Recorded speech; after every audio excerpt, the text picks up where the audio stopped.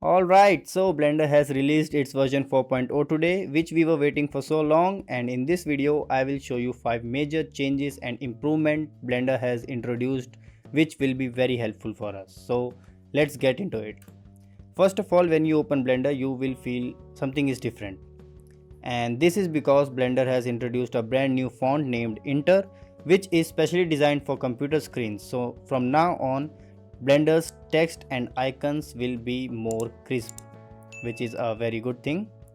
Now let's come to our very first change, which is searchable menus. So from now on, every add menu is searchable. For example, let me delete this cube, and now if I hit Shift A, I can see a search bar right here, and I can search anything I want to add. For example, I can search for monkey and my Suzanne head is here. I can search for a plane and my plane is here. I can search for a cube and my cube is here. This also works on modifier stack. So if I go to modifier and click on add modifier, I can see a search bar right here, which I can use to search subdivision surface modifier, or I can use to search a bevel modifier, and they are there. Alright, now let's come to our second change, which is a snap based feature. So let's suppose I have to move this cube from this plane to this plane. So how I'm gonna do that is I'm gonna grab it and place it here, and I'll try to snap it, but it will not snap correctly. So with the help of snap base, what I can do, I can hit G to grab it, and now I can hold B, and now I can set any vertex of my object to its snap base, and let's say I click here, and now if I try to snap it onto this plane, I can very easily snap it using that snap base, and as you can see, it's perfectly placed on top of this plane. Make sure not to release B till you move your object.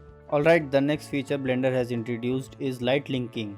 Now lights and other emissive objects can be set to affect only specific elements in the scene, and additionally shadow linking gives control over which object acts as shadows blockers for a light. For example, there is a scene with a simple sunlight and these two cubes are there, which I have named cube right and cube left. Now while selecting this sunlight, I can go under object info, and under shading, light linking is there and shadow linking is there. Let's create a new light linking and a new shadow linking. And right now you can see both the objects are getting affected by this sunlight. Now what I will do, I will place both of these objects and our plane inside this light linking for sun. So let's drag cube left, then cube right, and then our plane in this light link. Now as you can see, all of our objects has a checker box in front of them. If I uncheck this cube left, you can see the left cube is not affecting by the sunlight, and if I uncheck this cube right, you can see the right cube is also not affecting by the sunlight, and if I uncheck this plane as well, nothing in the scene is lit up by the sunlight.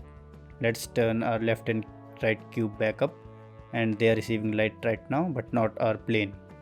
Same goes for the shadow linking. Let me drag our plane in here, and as you can see, right now our plane is not getting any shadows because it is the only element in our link. Now let's drag our cube in here as well. Now suppose I don't want the shadow of this right cube onto this plane, so I'm gonna disable the right cube in this shadow link, and this plane is now not getting the right cube shadow. You will get used to it once you practice it, so this is a very good feature. Next major update Blender 4.0 has received is a new color management system, which is called AGX, which is by default from Blender 4.0. Basically this AGX is better than Filmic because it provides better color handling in overexposed areas compared to Filmic.